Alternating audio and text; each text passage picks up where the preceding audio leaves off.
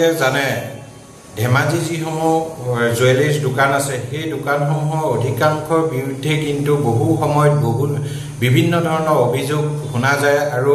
সেই অভিযোগসমূহ কিন্তু বাস্তৱত যে সত্য সেই কথা পুনৰবাৰ পোহৰলৈ আহিছে নিউ দাস জুৱেলাৰী জৰিয়তে ইয়াত গ্ৰাহকে তেখেতলোকক বিশ্বাস কৰি বহু সময়ত তেখেতলোকৰ যি অসমীয়া সহজ সৰল গ্ৰাহকসকলে তেওঁলোকৰ কষ্ট উপাৰ্জিত ধন তেওঁলোকক আগধন হিচাপে দিয়ে কোনোবা ছোৱালী বিয়াৰ কাৰণে বা ল'ৰাৰ বিয়াৰ কাৰণে তেওঁলোকে অলংকাৰ নিৰ্মাণ কৰিবৰ কাৰণে সেই সহজ সৰল গ্ৰাহকসকলক তেখেতলোকে যি ৰাম তামোল দিলে যি তেওঁলোকৰ গাঠি ধন তেখেতলোকে লৈ ধেমাজিৰ পৰা অন্তৰ্ধান হৈছে ই কিন্তু চিন্তনীয় বিষয় সেই অসম জাতীয়তাবাদী যুৱ পৰিষদে ধেমাজি আয়ুক্ত মহোদয়ক আজি স্মাৰকপত্ৰ যোগেদি অৱগত কৰিছোঁ যে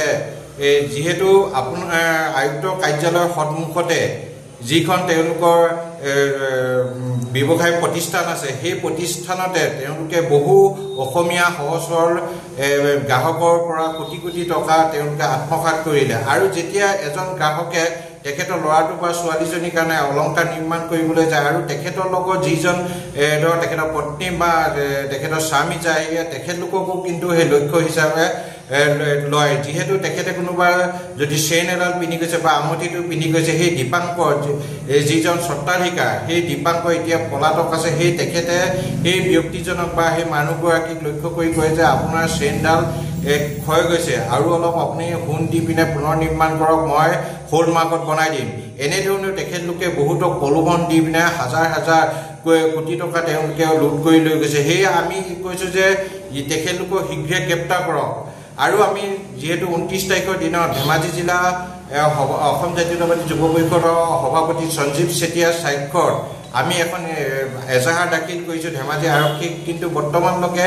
ধেমাজি আৰক্ষীয়ে কোনো ধৰণৰ ব্যৱস্থা গ্ৰহণ কৰা আমি দেখিবলৈ পোৱা নাই আৰু আমি তাত উল্লেখ কৰিছোঁ যে স্মাৰকপত্ৰখনত সোমবাৰৰ ভিতৰত যদি দীপাংকৰ দাসক গ্ৰেপ্তাৰ নকৰে তেতিয়াহ'লে মঙলবাৰৰ পৰা আমি প্ৰতিবাদী কাৰ্যসূচী গ্ৰহণ কৰিবলৈ বাধ্য হ'ম তাৰ সমান্তৰালকৈ যিসকল ভুক্তভোগী গ্ৰাহকসকলৰ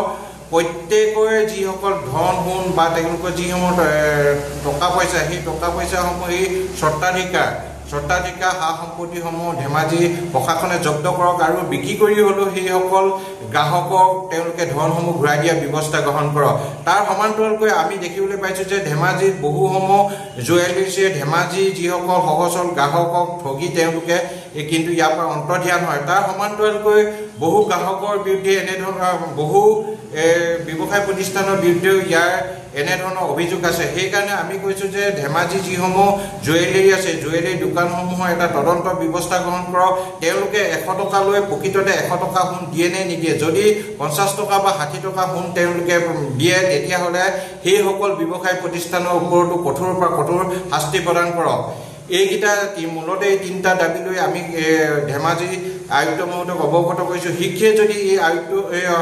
দাবীসমূহৰ প্ৰতি সমাধান নকৰে তেনেহ'লে অনাগত দিনত অসম জাতীয়তাবাদী যুৱ পৰিষদ ৰাজপথলৈ ওলাই আহিবলৈ বাধ্য হ'ম।